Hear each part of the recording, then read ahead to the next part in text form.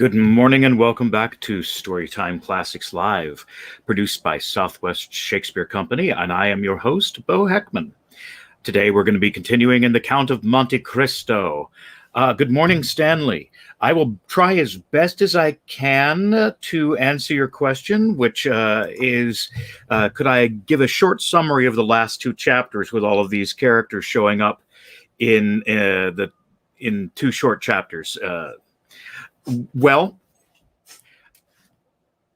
it appears that the Count has thrown a dinner at the old mansion of, and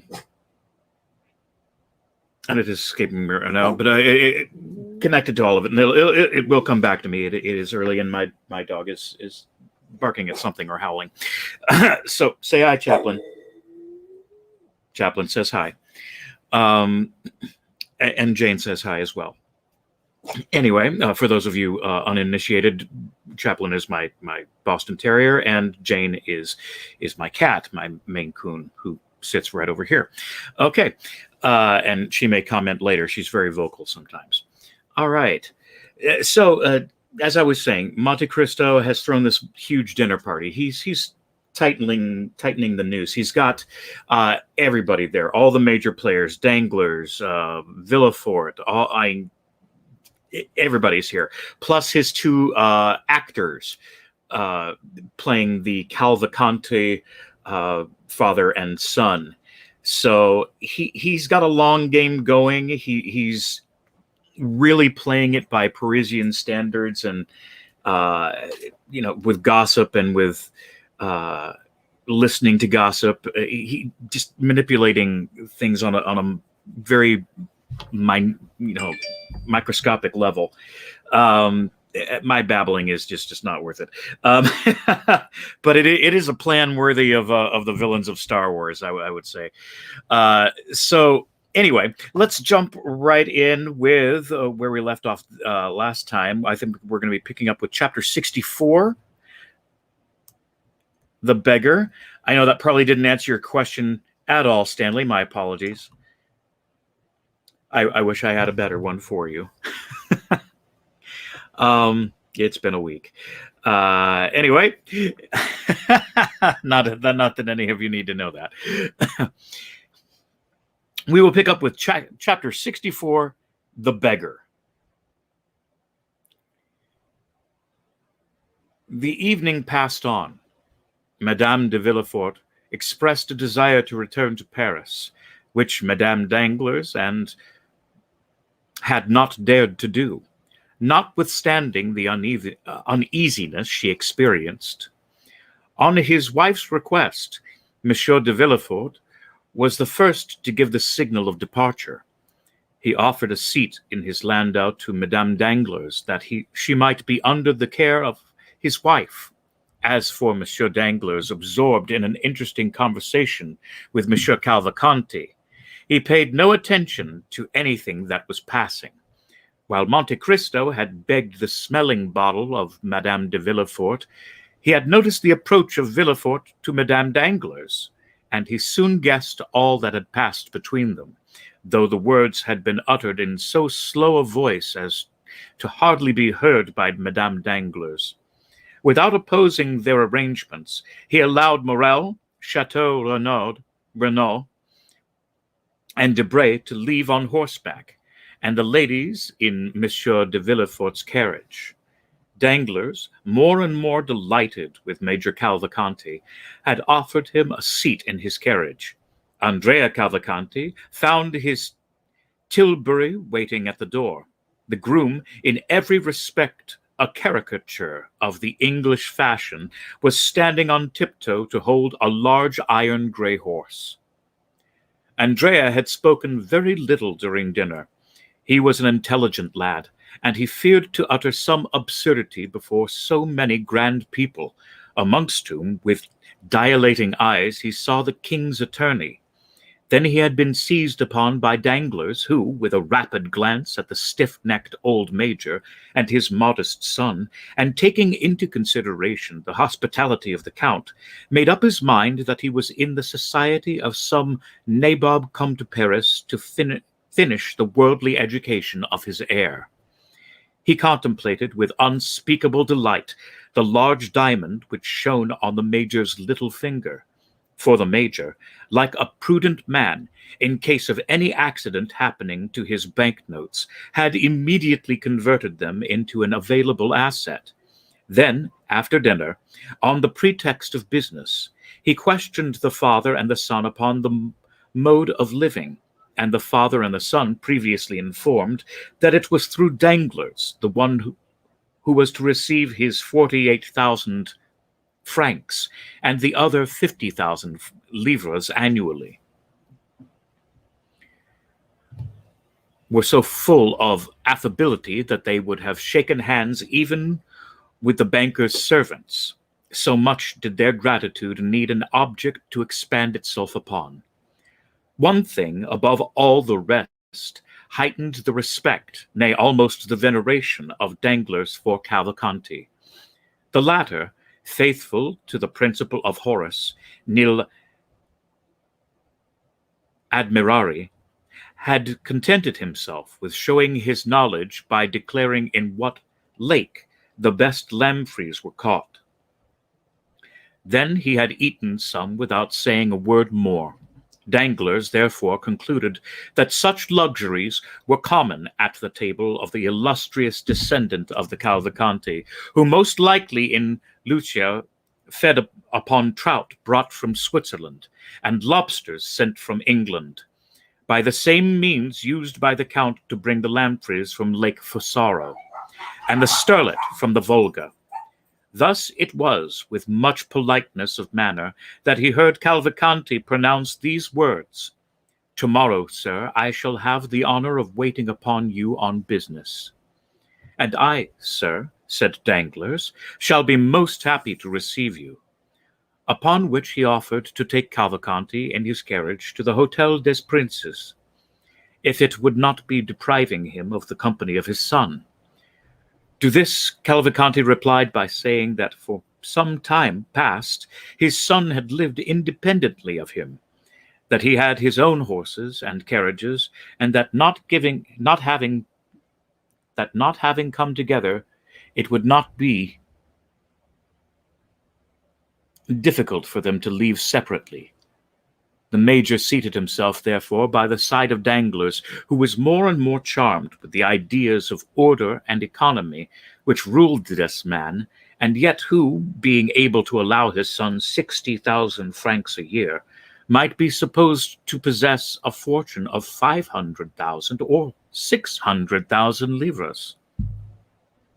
As for Andrea, he began, by way of showing off, to scold his groom, who, instead of bringing the tilbury to the steps of the house, had taken it to the outer door, thus giving him the trouble of walking 30 steps to reach it.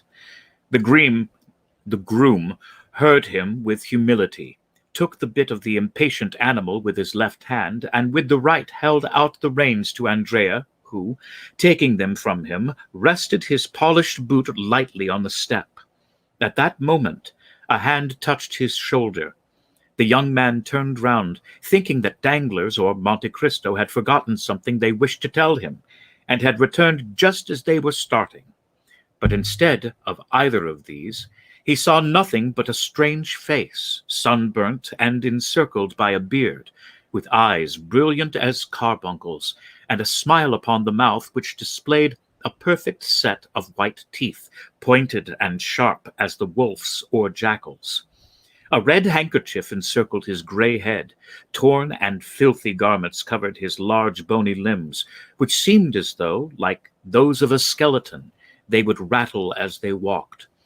And the hand with which he leaned upon the young man's shoulder, and which was the first thing Andrea saw, seemed of gigantic size. Did the young man recognize that face by the light of the lantern in his tilbury, or was he merely struck with the horrible appearance of his interrogator? We cannot say, but only relate the fact that he shuddered and stepped back suddenly. "What do you want of me?" he asked. "Pardon me, my friend, if I disturb you," said the man with the red handkerchief, "but I want to speak to you." "You have no right to beg at night," said the groom, endeavoring to rid his master of the troublesome intruder. "I am not begging, my fine fellow," said the unknown to the servant, with so ironical an expression of the eye, and so frightful a smile, that he withdrew. "I only wish to say 2 or 3 words to your master, who gave me a commission to execute about a fortnight ago." "Come," said Andrea, with a sufficient nerve for his servant not to perceive his agitation. "What do you want? Speak quickly, friend." The man said in a low voice, I wish you to spare me the walk back to Paris. I'm very tired, and as I have not eaten so good a dinner as you, I can scarcely stand." The young man shuddered at this strange familiarity. "Tell me," he said, "tell me what you want." "Well, then, I want you to take me up in your fine carriage and carry me back." Andrea turned pale, but said nothing. "Yes," said the man, thrusting his hands into his pockets and looking impudently at the youth. "I have taken the whim into my head. Do you understand, Master Benedetto?" At this name, no doubt, the young man reflected a little, for he went towards his groom, saying, "This man is right. I did indeed charge him with a commission, the result of which he must tell me. Walk to the bearer, take a cab, that you may not be too late." The surprised groom retired. "Let me at least reach a shady spot," said Andrea. "Oh, as for that, I'll take you to a splendid place," said the man with the handkerchief, and taking the horse's bit, he led the tilbury where it was certainly impossible for anyone to witness the honor that Andrea conferred upon him. "Don't think I want the glory of riding in your fine carriage," said he. "Oh, no, it is only because I am tired, and also because I have a little business to talk over with you." "Come, step in," said the young man. It was a pity this scene had not occurred in daylight, for it was curious to see this rascal throwing himself heavily down on the cushion beside the young and elegant driver of the tilbury. Andrea drove past the last house in the village, without saying a word to his companion, who smiled complacently, as though well pleased to find himself traveling in so comfortable a vehicle. Once out of Auteuil, Andrea looked around, in order to assure himself that he could neither be seen nor heard. And then, stopping the horse and crossing his arms before the man, he asked, "Now tell me why you come to disturb my tranquillity." "Let me ask you why you deceived me." "Let me ask you why you deceived me." "How have I deceived you?" "How, do you ask? When we parted at the Pont du Var, you told me you were going to travel through Piedmont and Tuscany, but instead of that, you come to Paris. How does that annoy you?" "It does not. On the contrary, I think it will answer my purpose." "So," said Andrea, "you are speculating upon me." What fine words he uses! "I warn you, Master Caderousse, that you are mistaken." "Well, well, don't be angry, my boy. You know well enough what it is to be unfortunate, and misfortunes make us jealous. I thought you were earning a living in Tuscany or Piedmont by acting as a Ficino or Cicerone, and I pitied you sincerely, as I would a child of my own. You know I always did call you my child. Come, come, what then? Patience, patience. I am patient, but go on. All at once I see you pass through the barrier with a groom at Tilbury, and fine new clothes. But you must have discovered a mine, or else become a stockbroker, so that, as you confess, you are jealous? No, I am pleased, so pleased that I wished to congratulate you. But as I am not quite properly dressed, I chose my opportunity that I might not compromise you." "Yes, and a fine opportunity have you chosen," exclaimed Andrea. "You speak to me before my servant." "How can I help that, my boy? I speak to you when I can catch you. You have a quick horse, a light tilbury. You are naturally as slippery as an eel. If I had missed you tonight, I might not have had another chance." You see, I do not conceal myself. You are lucky. I wish I could say as much, for I do conceal myself. And then I was afraid you would not recognize me, but you did," added Caderousse with his unpleasant smile. "It was very polite of you." "Come," said Andrea, "what do you want?" "You do not speak affectionately to me, Benedetto, my old friend. That is not right. Take care, or I may become troublesome." This menace smothered the young man's passion. He urged the horse again into a trot.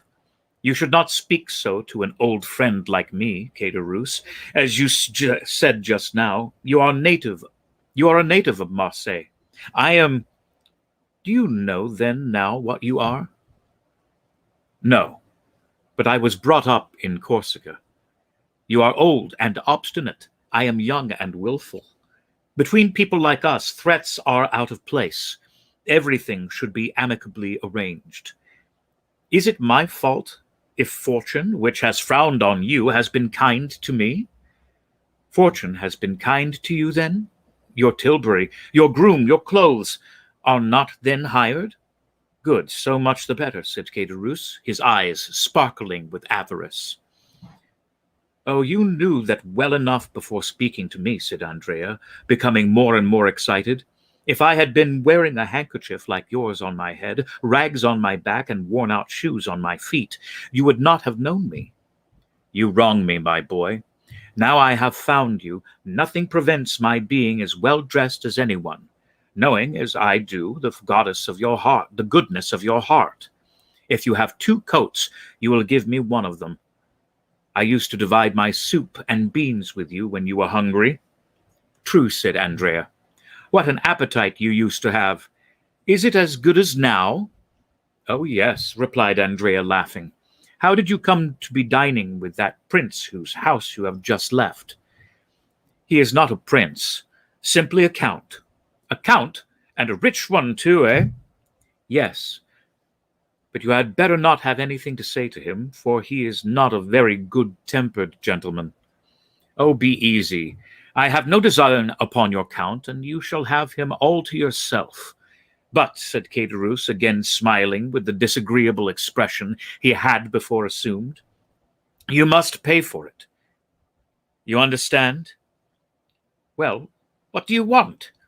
"I think that with 100 francs a month, well, I could live upon 100 francs. Come, you understand me, but that with 150 francs I should be quite happy." "Here are 2,000, said Andrea, and he placed 10 gold louis in the hand of Caderousse. "Good," said Caderousse. "Apply to the steward on the first day of every month, and you will receive the same sum. There now, again you degrade me." "How so?" "By making me apply to the servants, when I want to transact business with you alone." "Well, be it so, then.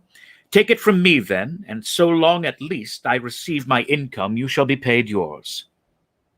Come, I always said you are a line fellow, and it is a blessing when good fortune happens to such as you. But tell me all about it." "Why do you wish to know?" asked Cavalcanti. "What, do you again defy me?" "No, the fact is, I have found my father." "What? A real father?" "Yes, so long as he pays me." "You'll honor and believe him. That's right. What is his name?" "Major Cavalcanti." "Is he pleased with you?" "So far I have appeared to answer his purpose." "And who found this father for you?" "The Count of Monte Cristo." "The man whose house you have just left?" "Yes." "I wish you could try and find me a situation with him as grandfather, since he holds the money chest." "Well, I will mention you to him. Besides, meanwhile, what are you going to do?" "I?" "Yes, you. It is very kind of you to trouble yourself about me. Since you interest yourself in my affairs, I think it is now my turn to ask you some questions." "Ah, true. Well, I shall rent room in some respectable house, wear a decent coat, shave every day, and go and read the papers in a cafe. Then, in the evening, I shall go to the theatre. I shall look like some retired baker. That is what I want. Come, if you will only put this scheme into execution and be steady, nothing could be better. Do you think so, Monsieur Bossuet? And you, what will you become? A peer of France? Ah, said Andrea, who knows? Major Cavalcanti is already one, perhaps, but then hereditary rank is abolished. No politics, Caderousse. And now that you have all you want, and that we understand each other, jump down from the tilbury and disappear. Not at all, my good friend. How not at all? Why, just think for a moment. With this red handkerchief on my head, with scarcely any shoes, no papers, and 10 gold Napoleons in my pocket, without reckoning what was there before, making in all about 200 francs, why, I should certainly be arrested at the barriers. Then, to justify myself, I should say that you gave me the money. This would cause injuries. It would be found that I left Toulon without giving due notice, that I should then be escorted back to the shores of the Mediterranean. Then I should become simply number 106, and goodbye to dream of resembling the retired baker. No, my boy, I prefer remaining honorably in the capital. Andrea scowled. Certainly, as he had himself owned, the reputation son of Major Cavalcanti was a willful fellow. He drew up for a minute, threw a rapid glance around him, and then his hand fell instantly into his pocket, where it began playing with a pistol. But meanwhile Caderousse, who had never taken his eyes off his companion, passed his hand behind his back, and opened a long Spanish knife, which he always carried with him, to be ready in case of need. The two friends, as we see, were worthy of and understood one another. Andrea's hand left his pocket inoffensively, and was carried up to the red moustache, which it played with for some time. Good Caderousse, he said, how happy you will be. I will do my best, said the innkeeper of the Pont du Gard, shutting up his knife. Well then, we will go into Paris. But how will you pass through the barrier without exciting suspicion? It seems to me that you are in more danger riding than on foot. Well, said Caderousse, we shall see. He then took the great coat with the large collar, which the groom had left behind in the tilbury, and put it on his back. Then he took off Cavalcanti's hat, which he placed upon his own head, and finally he assumed the careless attitude of a servant whose master drives himself. But tell me, said Andrea, am I to remain bareheaded? Pooh, said Caderousse, it is so windy that your hat can easily appear to have blown off. Come, enough of this, said Cavalcanti. What are you waiting for, said Caderousse. I hope I am not the cause. Hush, said Andrea. They passed the barrier without accident. At the first cross street, Andrea stopped his horse, and Caderousse leaped out. Well, said Andrea, my servant's coat and my hat? Ah, said Caderousse, you would not like me to risk taking cold? But what am I to do? You? Oh, you are young, while I am beginning to get old. Au revoir, Benedetto, and running into a court, he disappeared. Alas, said Andrea, sighing, one cannot be completely happy in this world. Chapter 65. A Conjugal Scene. Oh my.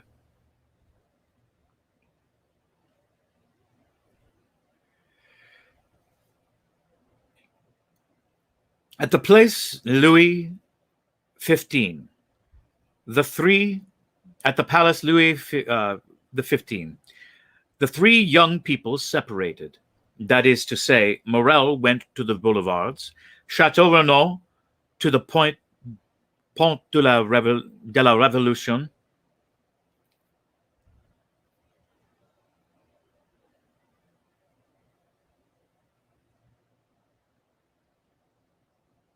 and Debray to the Quai.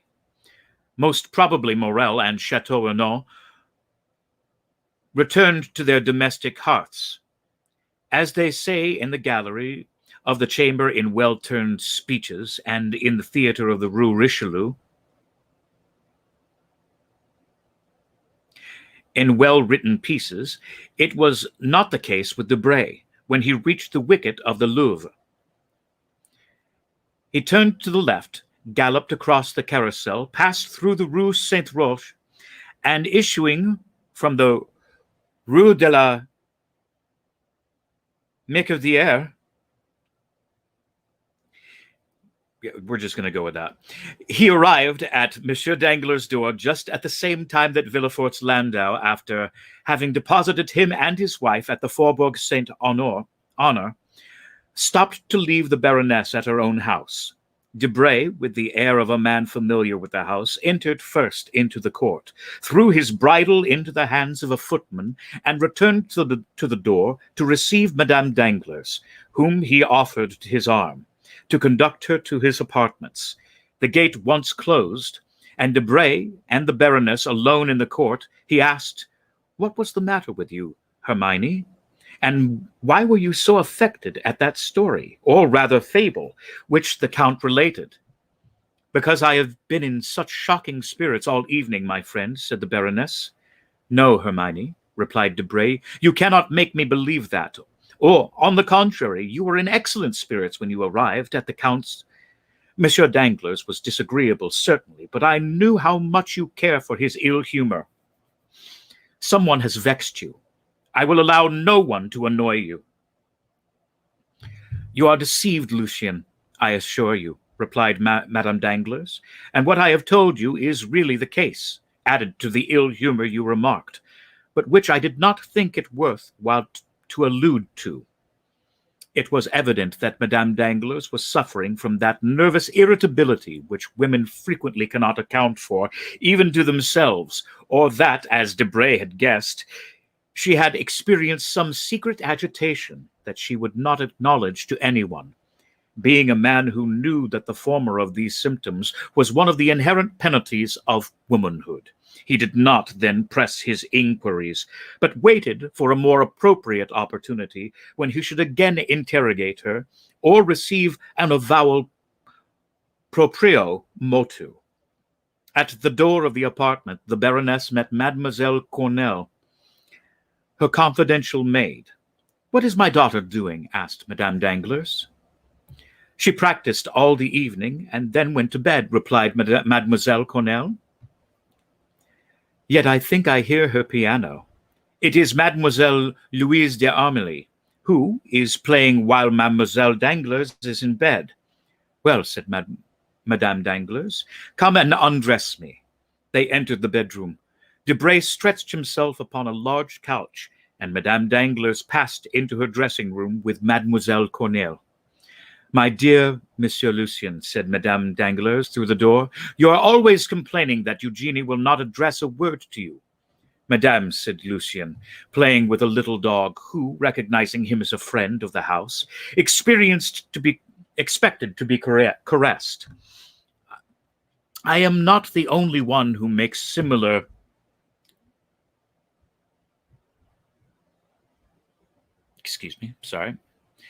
complaints.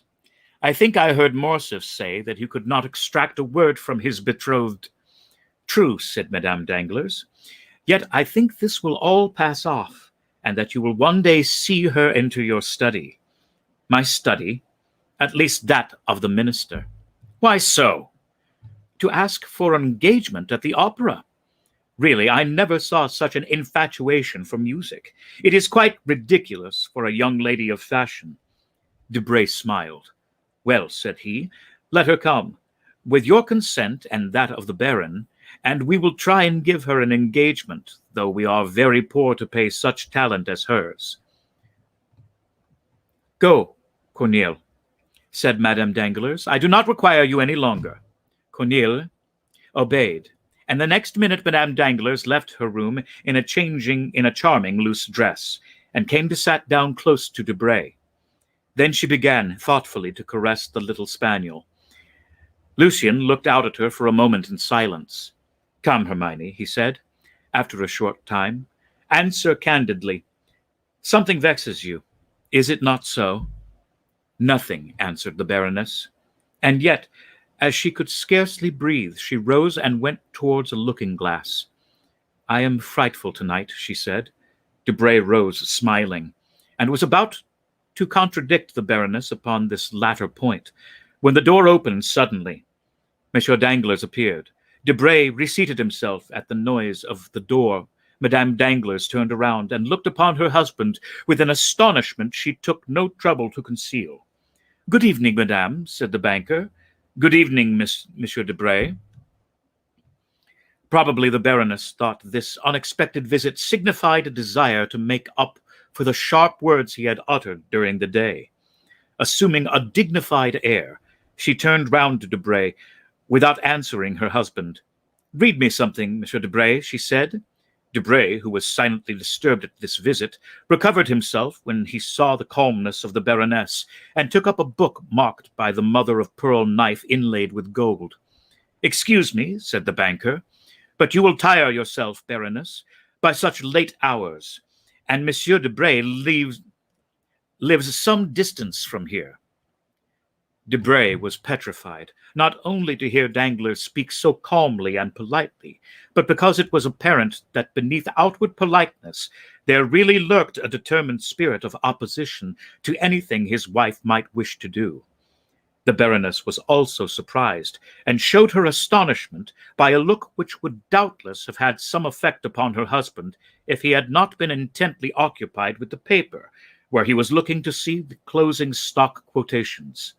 The result was that the proud look entirely failed of its purpose.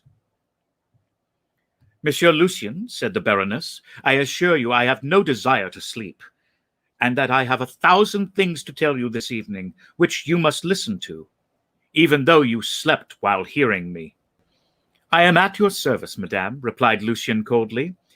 "My dear Monsieur Debray," said the banker, "do not kill yourself tonight listening to the follies of Madame Danglars, for you can hear them as well tomorrow.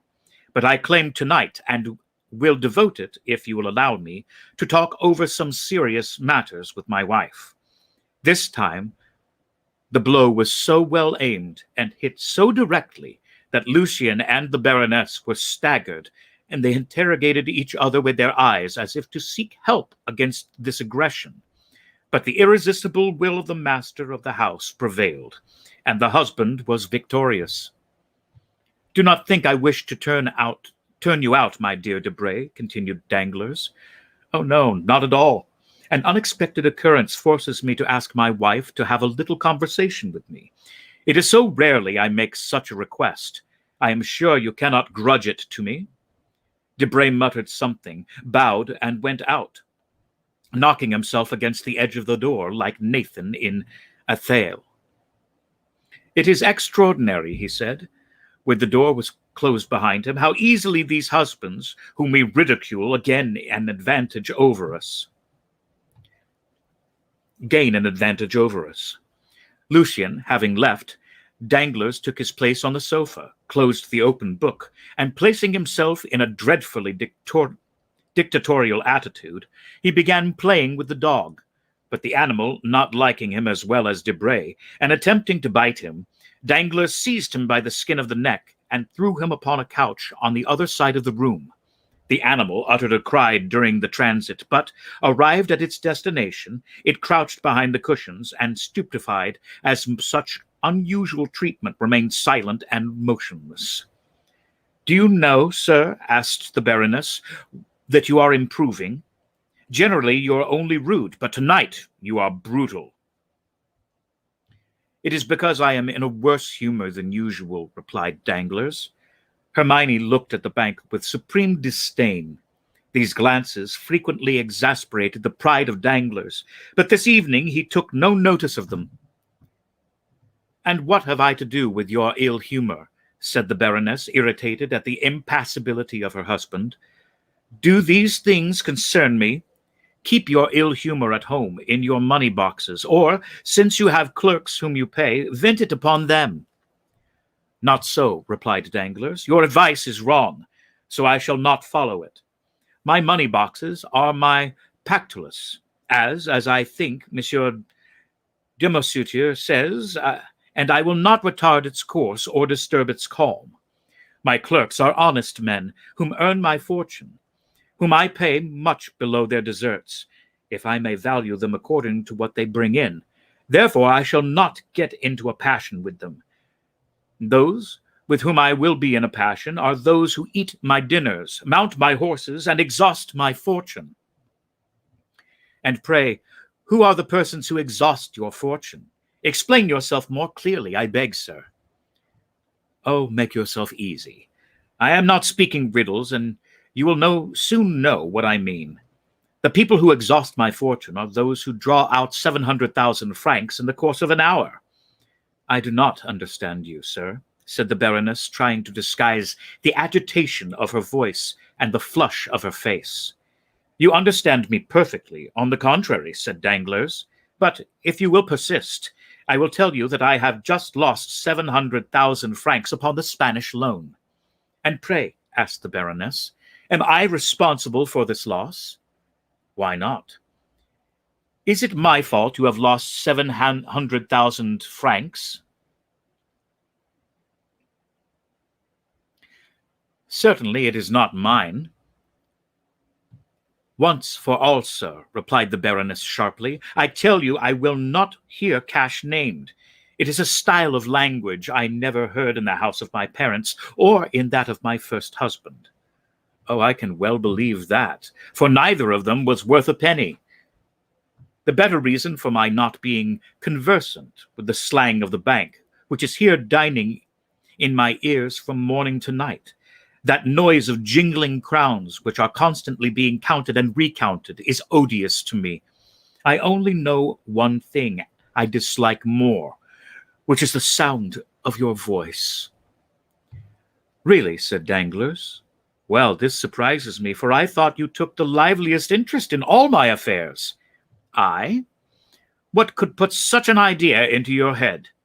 Yourself. Ah, what next? Most assuredly. I should like to know upon what occasion. Oh, mon Dieu, that is very easily done. Last February, you were the first who told me of the Haitian funds. You had dreamed that a ship had entered the harbor at Havre, that this ship brought news that a payment we had looked upon as lost was going to be made. I know how clear-sighted your dreams are. I therefore purchased immediately as many shares as I could in the Haitian debt. I gained 400,000 francs by it, of which 100,000 have been honestly paid to you.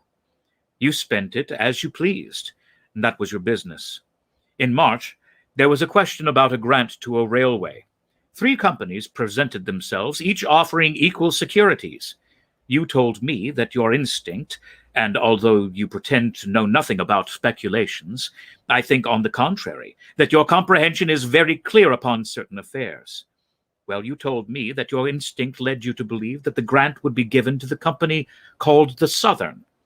I bought 2/3 of the shares of that company, as you had foreseen. The shares trebled in value, and I picked up 1 million, from which 250,000 francs were paid to you for pin money. How have you spent this 250,000 francs is no business of mine.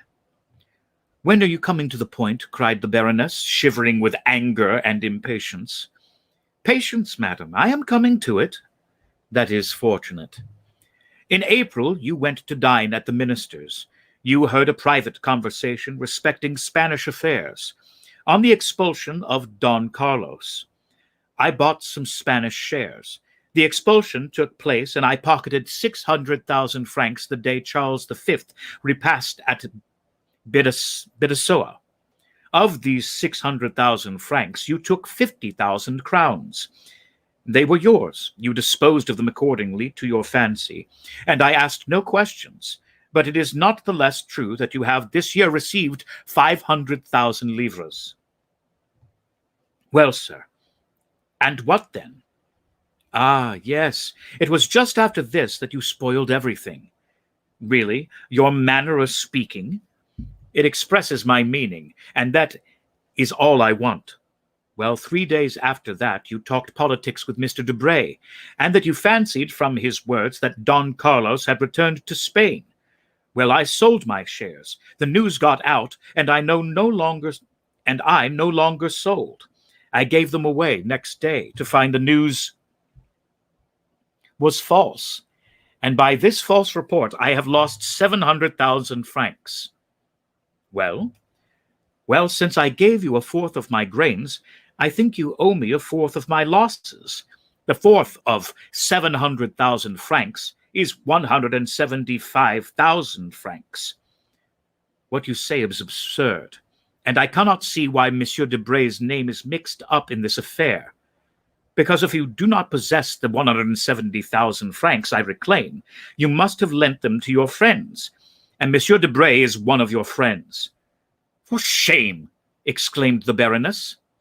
Oh, let us have no gestures, no screams, no modern drama, or you will oblige me to tell you that I see Debray leave here, pocketing a whole of the 500,000 livres you have handed him over to him this far, while he smiles to himself, saying that he has found what the most skillful players have never discovered, that is, a roulette where he wins without playing, and is no loser when he loses. The Baroness became enraged. Wretch! She cried. Will you dare to tell me you did not know what you now reproach me with? I do not say that I did not know it, and I do not say that I did not know it. I do not say that I did know it, and I do not say that I did not know it. Let's go with that. I merely tell you to look into my conduct during the last 4 years that we have ceased to be husband and wife, and see whether it has not always been consistent. Some time after our rupture, you wished to study music under the celebrated baritone who made such a successful appearance at the Theatre Italian. At the same time, I felt inclined to learn dancing of the Danglars, who acquired such a reputation in London. This cost me, on your account and mine, 100,000 francs. I said nothing, for we must have peace in the house, and 100,000 francs for a lady and a gentleman to be properly instructed in music and dancing are not too much. Well, you soon became tired of singing.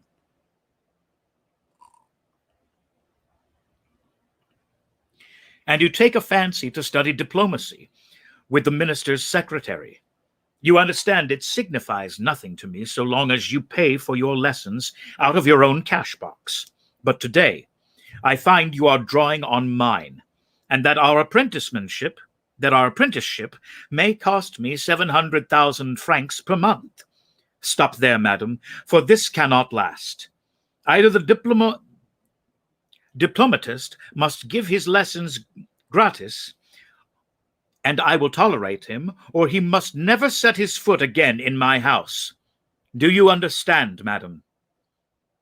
Oh, this is too much, cried Hermione, choking. You are worse than despicable. But, continued Danglars, I find you did not even pause there. Insults! You are right. Let us leave these facts alone and reason coolly. I have never interfered in your affairs, excepting for your good. Treat me in the same way. Excepting for your good. Treat me in the same way. You say you have nothing to do with my cash box. Be it so. Do as you like with your own, but do not fill or empty mine. Besides, how do I know that this was not a political trick? That the minister, enraged at seeing me in the opposition and jealous of the popular sympathy I excite, was not concerted with Monsieur Debray to ruin me? A probable thing. Why not? Who ever heard of such an occurrence as this? A false telegraphic dispatch? It is almost impossible for wrong signals to be made as they were in the last 2 telegrams. It was done on purpose for me. I am sure of it. Sir, said the Baroness humbly, are you not aware that the man employed there was dismissed, and they talked of going to law with him, that orders were issued to arrest him, and that this order would have been put into execution If he had not escaped by flight, which proves that he was either mad or guilty, it was a mistake. Yes, which made fools laugh, which caused the minister to have a sleepless night, which has caused the minister's secretaries to blacken several sheets of paper, but which has cost me 700,000 francs. But, sir, said Hermione suddenly, if all this is, as you say, caused by Monsieur Debray, why, instead of going direct to him, do you come and tell me of it? Why, to accuse the man, do you address the woman? Do I know Monsieur Debray? Do I wish to know him? Do I wish to know that he gives advice? Do I wish to follow it? Do I speculate? No. Do you do all this? Not I. Still, it seems to me that, as you profit by it— Danglars shrugged his shoulders. Foolish creature, he exclaimed. Women fancy they have talent because they have managed 2 or 3 intrigues without being the talk of Paris. But know that if you had even hidden your irregularities from your husband, who has but the commencement of the art, for generally husbands will not see, you will then have been but a faint imitation of most of your friends among the women of the world. But it has not been so with me. I see, and always have seen, during the last 16 years. You may perhaps have hidden a thought, but not a step, not an action, not a fault has escaped me while you flattered yourself upon your address, and firmly believed you had deceived me. What has been the result?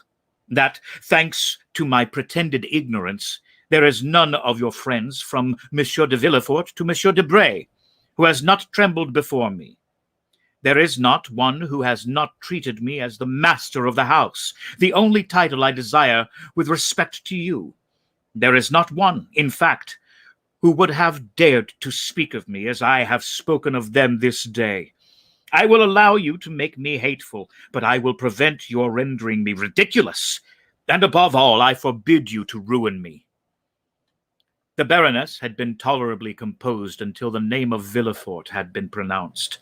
But then she became pale, and rising, as if touched by a spring, she stretched out her hands as though conjuring an apparition. She then took 2 or 3 steps toward her husband, as though to tear the secret from him, of which he was ignorant, or which he withheld some odious calculation. Odious was all his calculations were. Monsieur de Villefort, what do you mean? I mean that Monsieur de Nargonne, your first husband, being neither a philosopher nor a banker, or perhaps being both, and seeing there was nothing to be got out of the king's attorney, died of a grief or anger at finding, after an absence of 9 months, that you had been enceinte. 6. I am brutal. I not only allow it, but boast of it. It is one of the reasons my success in commercial, one of the reasons of the success of my success in commercial business. Okay. Why did he kill himself instead of you? Because he had no cash to save. My life belongs to my cash. Monsieur Debray has made me lose 700,000 francs. Let him bear his share of the loss, and we will go on as before. If not, let him become bankrupt for the 250,000 livres, and do as all bankrupts do, disappear. He is a charming fellow, I allow, when his news is correct. But when it is not, there are 50 others in the world who would not do better than he. Madame Danglars was rooted to the spot. She made a violent effort to reply to his last attack, but she fell upon a chair thinking of Villefort, of the dinner scene, of the strange series of misfortunes which had taken place in her house during the last few days, and changed the usual calm of her establishment to a scene of scandalous debate. Danglars did not even look at her, though she did her best to faint.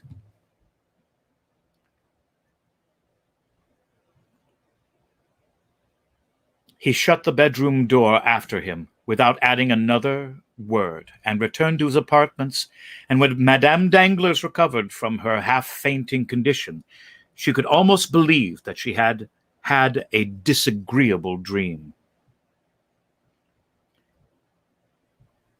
And we will stop here today and resume next Tuesday with Chapter 66, Matrimonial Projects.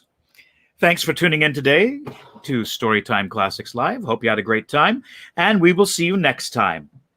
Have a great day.